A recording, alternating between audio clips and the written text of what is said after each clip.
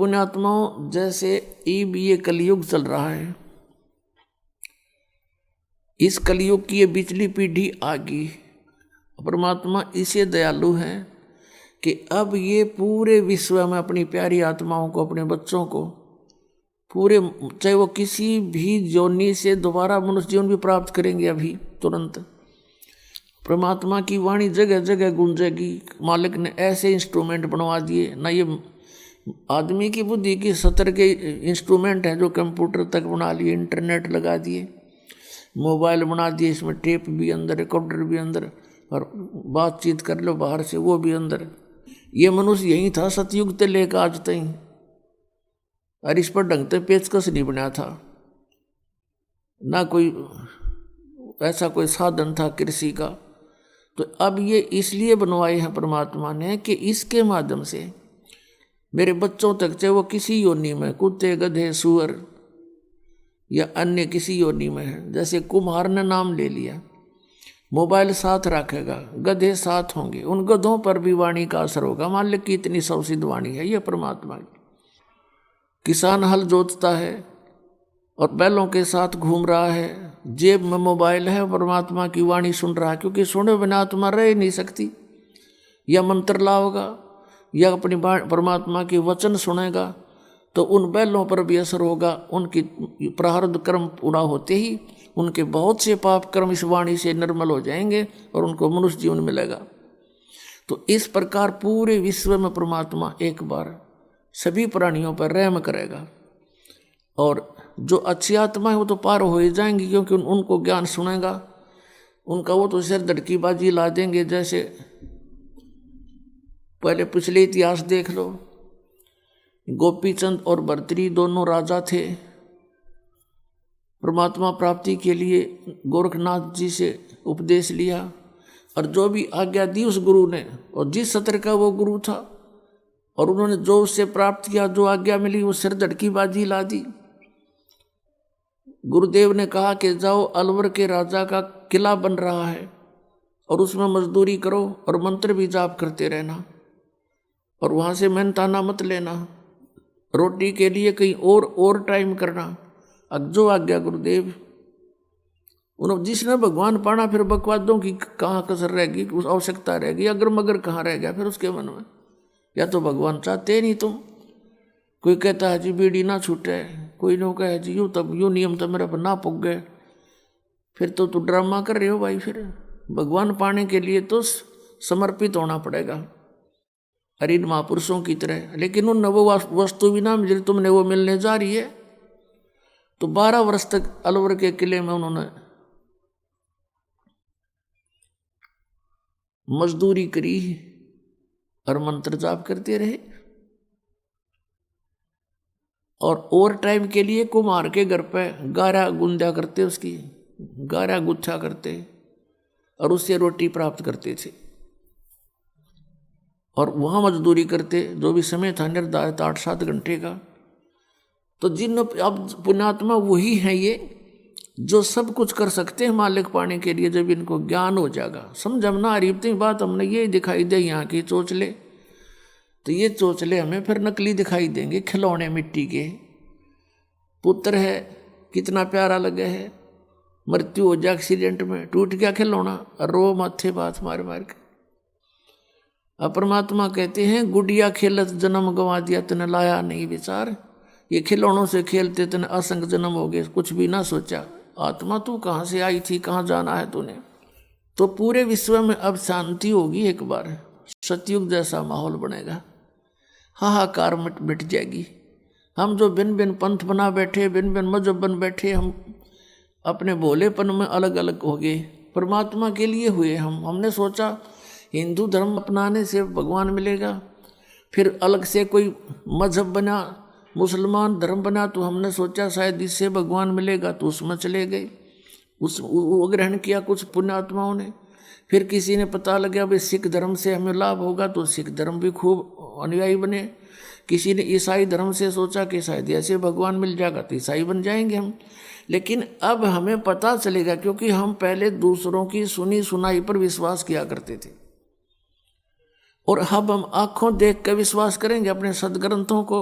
और जिन महापुरुषों ने परमात्मा पाया, उन्होंने जो साधना की और जैसे वो रहे, हमने ऐसे ही करना पड़ेगा तो हम मोक्ष प्राप्त करेंगे, ना तो फिर केवल कहने की बातें हैं।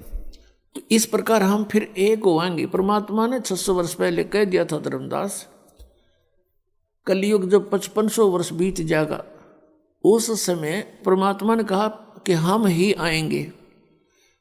अब वो परमात्मा न्याय दास को इस योग्य समझा होगा, भेज दिया, लेकिन पावर और शक्ति और सहयोग उसी का है, कबीर भगवान का। अब फिर दूसरे शब्दों में कबीर परमात्मा कहते हैं, मम संत मुझे जान मेरा ही स्वरूपम, मेरे संत को मुझे ही जानना, मेरा ही स्वरूप समझना। गुरु को परमात्मा के तुल्य ट्रीट करना, तब तुम्हारी समस्या हल होगी। भले ही जैसे गुरु जी परमात्मा नहीं है, लेकिन आप जी ने गुरु जी को एज ए गॉड ट्रीट करना पड़ेगा, तब आपका समाधान हो सकेगा, नहीं तो नहीं होगा।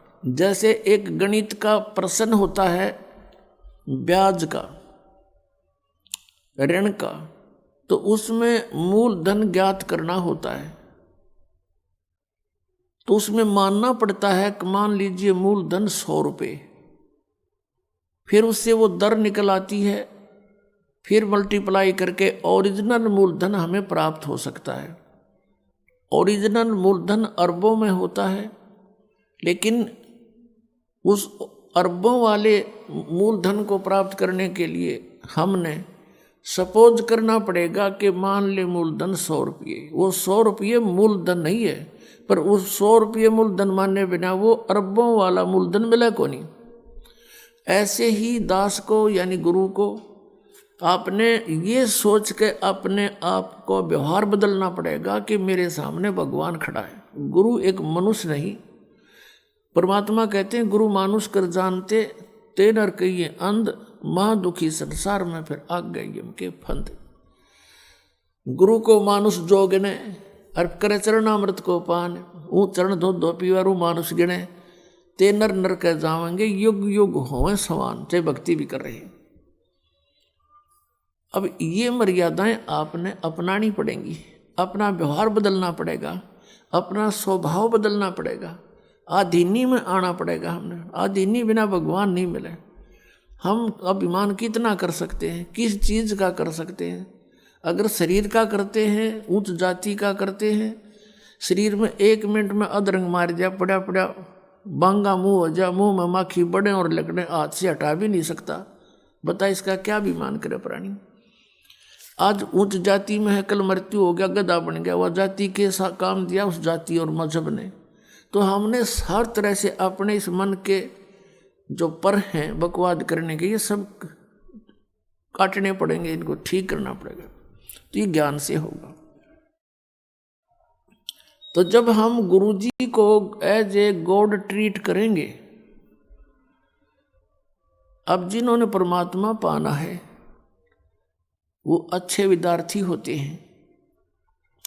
अच्छे विद्यार्थी अपने स्कूल के विद्यालय के टीचर के साथ भी बहुत अच्छा ही व्यवहार करते हैं, और जो निकम्मे होते हैं वो तो फिर स्वभाव उनका खराब होता है, फिर लास्ट में वो शिक्षा प्राप्त नहीं कर पाते हैं, फिर मजदूर लगते हैं, आजीवन दुख पाते हैं। तो यहाँ बताया कि इस प्रकार हम जब रहेंगे,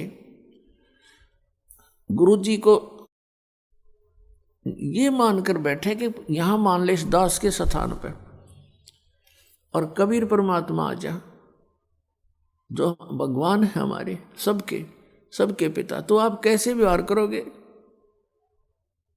ये थोड़ी सी सोचने की बात है, क्योंकि हम परमात्मा के लिए चले हैं और परमात्मा को पाने के लिए परमात्मा के साथ हमें एक डील भी करना सीखना पड़ेगा। क्योंकि हम डील ठीक ना करके तो वहाँ से यहाँ गिर गए, और अब भी हमारा ऐसे ही व्यवहार हुआ तो भगवान कैसे एक्सेप्ट करेगा अपने को?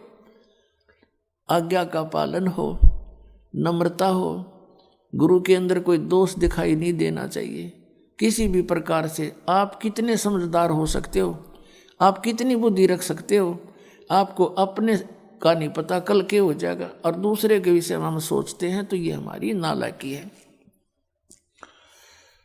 तो इस प्रकार अपने अंतःकरण के इस